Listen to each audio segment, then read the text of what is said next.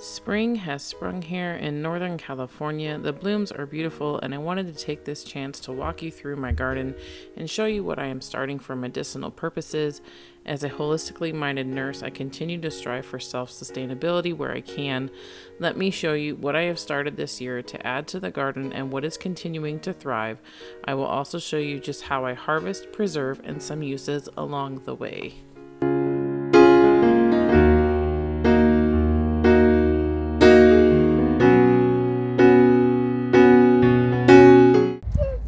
Welcome to my garden. This is my 3-year-old is around me. Is that a glove, honey? Here, give it to me. So welcome to my garden. I kind of wanted to show you a little bit of all the medicinal plants that I am growing, whether I planted them or they just happened to migrate here, which just happened.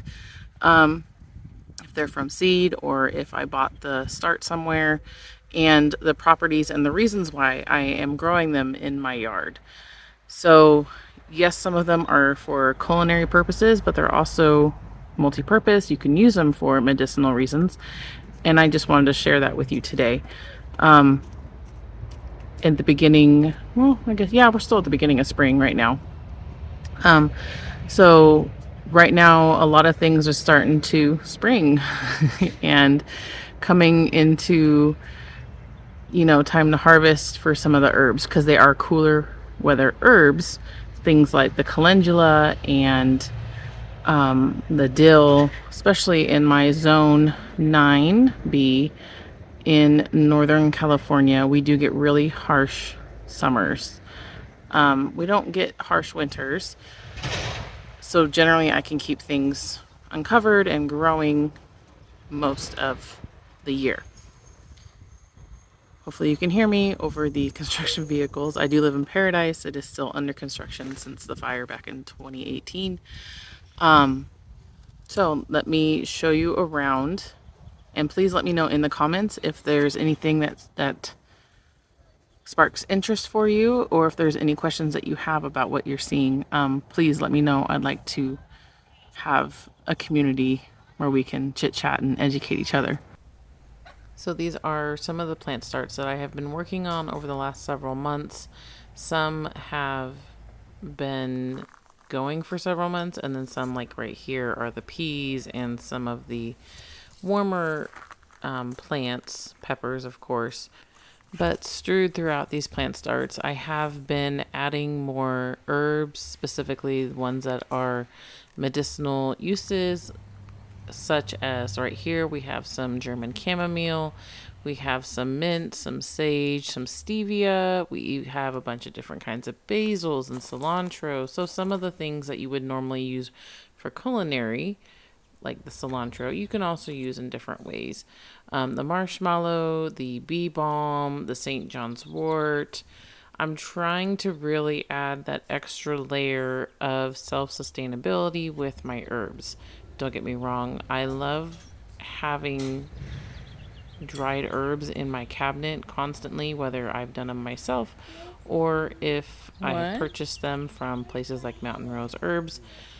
But there's something special about growing them yourself and just going outside to grab them and use them on the spot. Yeah.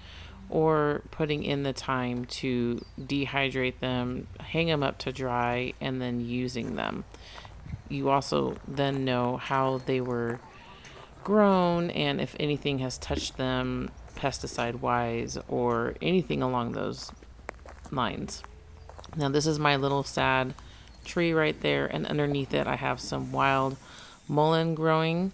This is an excellent herb to have on hand, especially during the cold and flu season. This works so well with your lungs. So mullein has a soothing, hydrating effect on the lungs and contain saponins that loosen mucus. It is often used for chronic lung problems such as asthma and COPD, but is also helpful for colds and coughs, particularly dry coughs. I use this in my cough and sore throat syrup. You can check it out on my website, pioneerhealthministry.org, because it just works so well. Now, these are some of my really, really sad elderberry plants. I love the way that they look, but they're supposed to be full sun.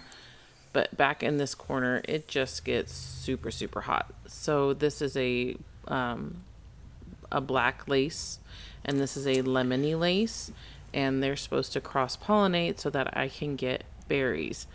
These ones just really get cooked every year so far, the 2 years that they've been there, and I really haven't gotten any berries. They die every year, but as you can see, they come back. And then every fall, I swear that I'm going to dig them up and move them to where my other elderberries are that you'll see later on in this video, and they'll be happier. But life happens, and it just hasn't happened. And those were my 2 fruit trees. They were my apple tree and my fruit salad tree. This is my wild garden. It has many, many things. We love to forage in this. This right here in particular is calendula. This is something that I do harvest myself and use quite regularly. It is super good for your skin. You can even use it internally if you want for GI upset, but this is most well known for making into herbal salves. You just take the little flower, you put it upside down on a drying pad, and you let it dry. So this is a half gallon of my calendula in organic extra virgin olive oil, as it says on there. And then when you strain it out, it looks like this, and you just use it in your salve making. These are wild radishes and mushroom pods. This is some miner's lettuce. It's just fun to let the kids go back here and forage, and then they learn what's actually edible, like those pods and this miner's lettuce. They don't usually like the miner's lettuce, but they like the pods for the mustard and radishes. It's got a spicy little kick to it. And this is me just kind of to give you a reference of how tall these wild radishes and mustard plants are. I'm 5'7". I'm not short. And so that thing just goes to town. This is lemon balm. It is an amazing herb to have in your garden, but I highly suggest that you put it in a planter or a container of some kind because it will spread. This is really good for calming and for your GI complaints. You can just go out there if you're having an upset stomach and take a leaf and chew it, and it will help you. This is oregano. It is highly used in culinary purposes, as you all well know, but it is also a great immune defense herb and also really good if you use it in as an essential oil. So I just took those 2 herbs that I picked out there, brought them back in, and got some twine. You just wrap it around the end, and I will say you really need to do it super, super tight at this phase, because when it does start to dry, they will slip out because they're getting smaller. And you want to hang them upside down so that the oils go into the leaves or the flowers or whatever it is that you're hanging up. And ideally, the best time to pick these would be first thing in the morning. I was not doing that, but it worked. So this is dill, and the reason I'm putting it on here is not only because it's beautiful and wildly fragrant, if I wish you could smell it through this, but because most people use this to make pickles, and that is really good for your gut. So these are both plants that have naturally grown in my garden from birds or whatever. That was chamomile, which we mostly know for tea, and then this is nettle, which is stinging nettle. I don't know if you can see the little hairs on there. I've gone over these 2 plants before in previous videos. Nettle is one of my favorite herbs to take. It is just so good for you. Both men and women should be taking it for just their generalized health. What's up, baby? Yeah, you want to hold these for me? Here you go. You being silly. What is that?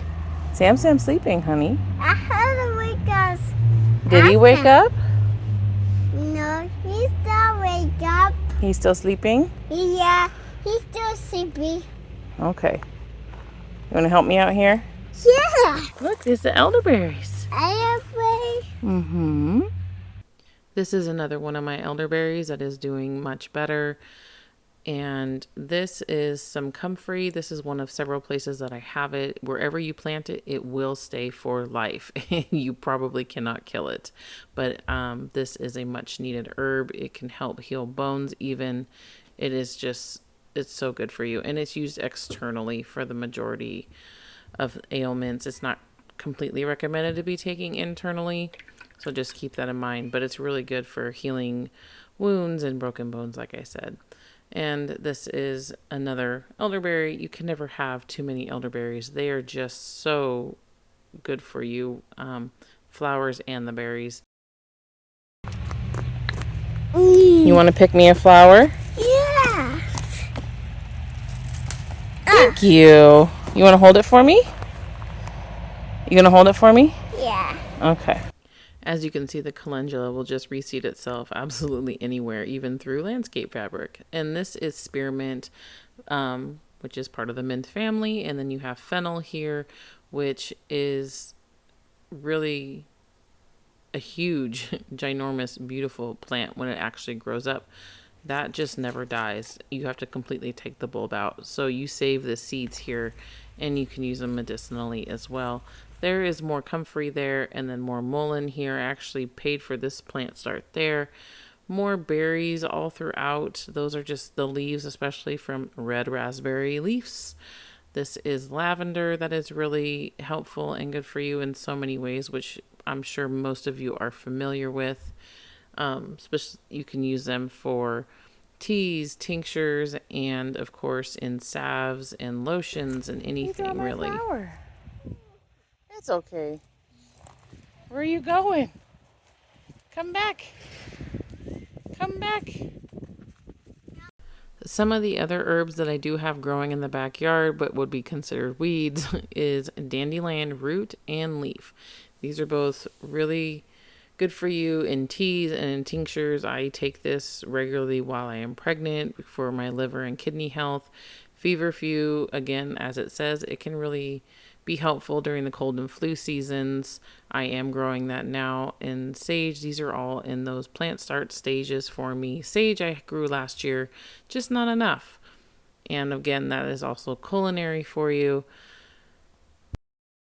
If you want to dry your herbs really quickly, you just need a dehydrator like this with any kind of insert.